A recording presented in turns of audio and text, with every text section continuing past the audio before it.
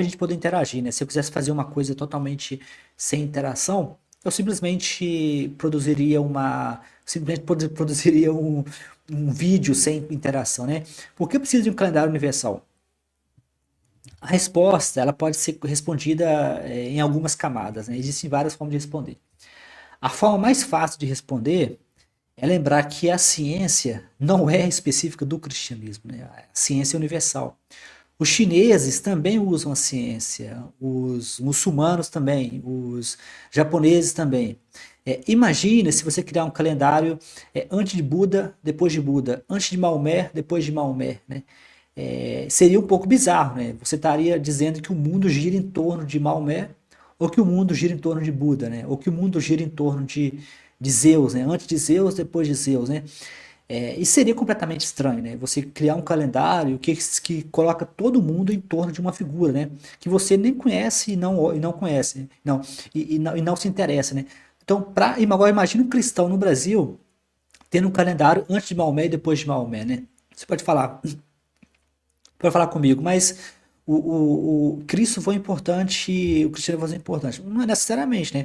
Durante a Idade Média, né, quando os cristãos estavam se matando na Europa, né, os cristãos estavam se matando na Europa, os muçulmanos foram que manteram a ciência viva. O que os muçulmanos fizeram? Os muçulmanos é chamada Era de Ouro do islamismo, né? Que é um dos momentos mais importantes da história da ciência, né? Enquanto que os cristãos estavam queimando os livros na Europa, os muçulmanos estavam traduzindo o trabalho dos gregos, né? Eles traduziram o trabalho dos gregos para o árabe, né? Para a linguagem deles.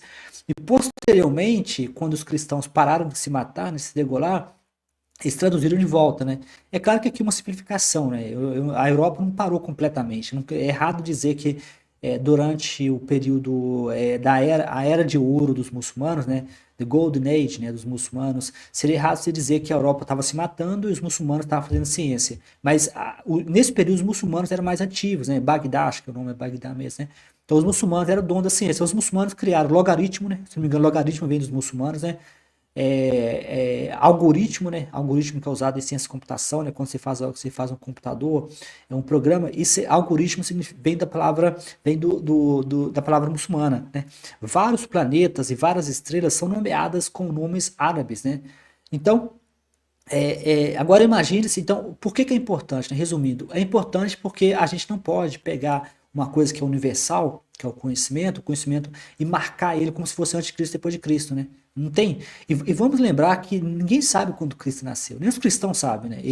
Essa idade de Cristo nasceu, isso é estimado. A Bíblia não fala, os cristãos não sabem quando que Jesus nasceu.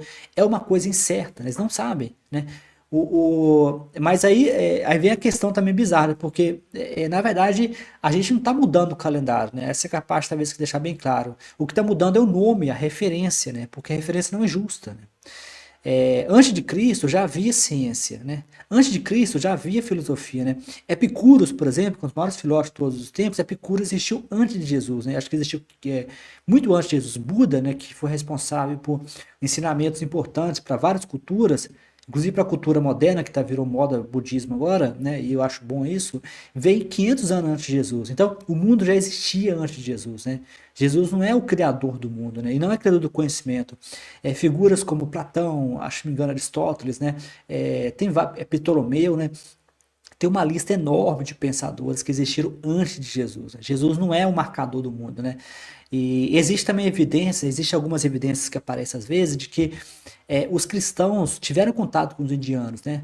Então, se os cristãos tiveram contato com os indianos, tem até algumas especulações de que a infância perdida de Jesus, se ele existiu, né? Não sabemos, né? A consciência de que ele existiu, mas dizem que a infância de Jesus foi um país budista, né? Porque tem alguns documentos que não sabe se é forjado, porque tanto documentos que os cristãos forjaram, né? Os cristãos forjavam documentos, eles inventavam documentos. Tem a carta de supostamente Paulo conversando com Sêneca, né? Que era um filósofo, né? Hoje nós sabemos que essa carta é forjada, né?